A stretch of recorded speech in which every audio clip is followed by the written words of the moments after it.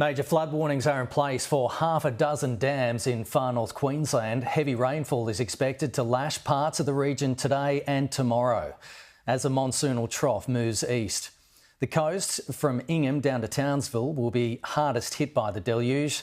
Several towns remain cut off and hundreds of roads are closed after being inundated last week. Authorities are working to resupply food and essentials to communities cut off by floodwaters. Lauren Forbes filed this report. After days of relentless downpours, the crisis in North Queensland is showing no signs of easing.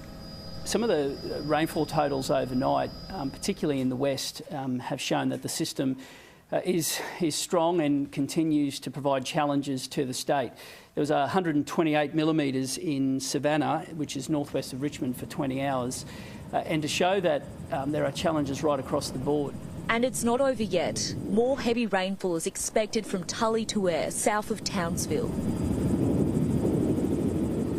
6 hourly rainfall totals could reach 180 millimetres, with isolated 24-hour totals climbing as high as 250 millimetres. The focus of those higher end totals is in the west of the state and about the Gulf country. That low that's causing that focus then shifts gradually east during Monday and Tuesday. That spells trouble for already saturated catchments. Major flooding is threatening the Cape, Horton, Western, Upper Burdekin and Flinders rivers. So the risk of dangerous and life-threatening flash and riverine flooding continues, particularly through to Tuesday. But it's important to note that as that weather contracts north from these flooded catchments, the amount of water on the ground will continue to see riverine flooding well after that rainfall eases. Floodwaters have cut off multiple sections of the Bruce Highway, making it difficult to resupply essential food and goods.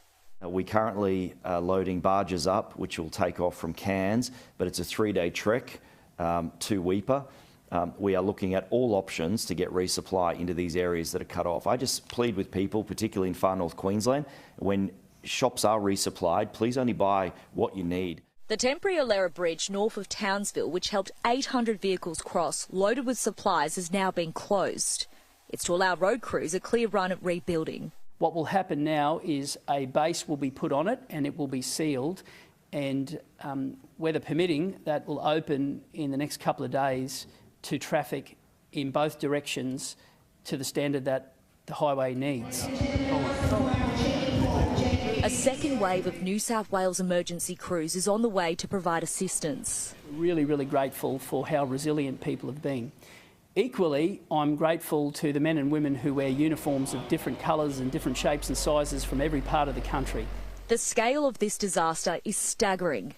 Townsville has recorded its wettest February ever, 991 millimetres of rain.